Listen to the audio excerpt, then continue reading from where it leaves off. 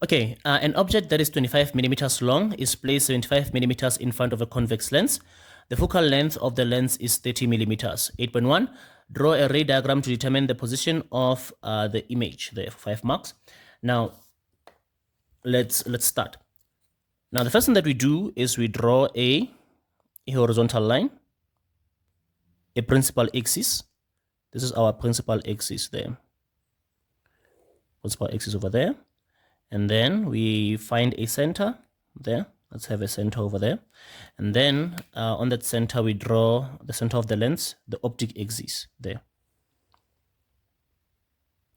Okay. And then the next thing that we do here, we check for the focal length there. Very, very key. There we have 4 key things, by the way. Is the focal length, and then it's the position of the object, and then it's the size of the object, and then it's the type of lens that we have. So let's start with the first key thing. The first key thing is the focal length there.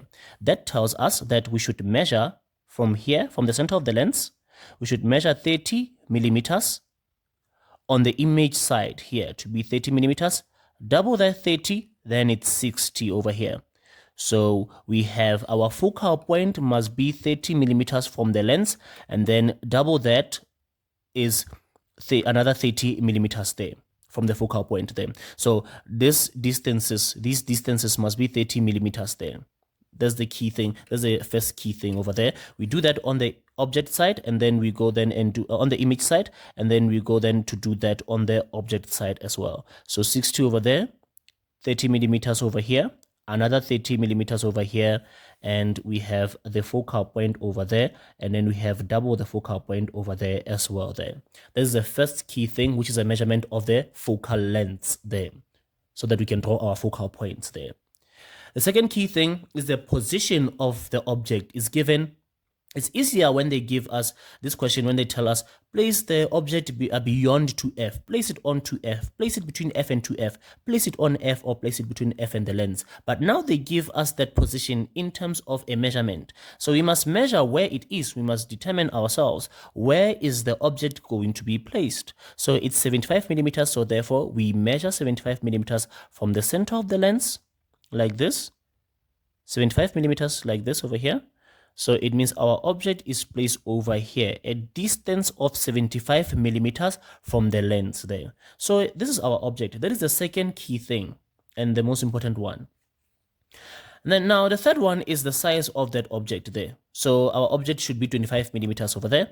So we are going to draw our object to be 25 millimeters there at that position where it is there. Okay. And then now here is our object there. All right. Now we first draw the line that passes through the optic center, the one that is not refracted there. This light ray here is not refracted as it passes through the optic center there. It passes like that there. Okay. This is the light ray going in that direction. And then we draw another light ray that goes towards the lens. A light ray that goes towards the lens. And then when it gets here, then we must talk about the fourth important thing. The fourth important thing is, now does the light ray go in this direction or in that direction? Does it converge or does it diverge? And this depends on the type of lens we have.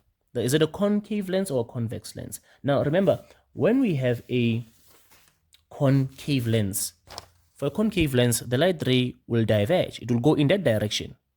But now we have a convex lens, it must go in this direction now.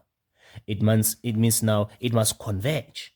So now we are going to draw our light ray being refracted like this. There, in line with that focal point, by the way, not just randomly, but it should be in line with that focal point. It will go in that direction. It should pass through that focal point. This line must pass here, there. This light ray must pass there. And then where these two light rays meet, that's my image. That's why my image is formed there. So I'm going to draw my image there. Like that there. So, and then here's my image. And to finish it off there, we are just going to put in the lens there, our convex lens there, like that there. So for the image, for the light ray, for the light ray, for the lens, and for the object, and that's 5 there. Okay.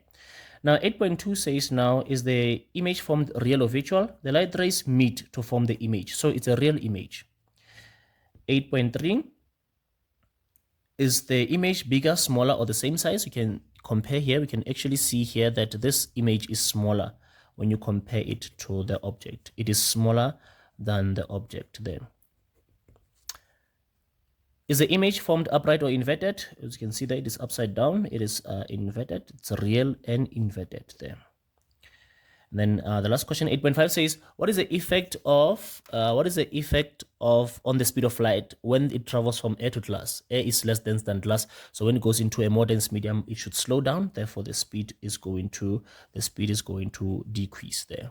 So there, it's real, smaller, it's inverted, and the speed decreases from a less dense to a more dense medium there.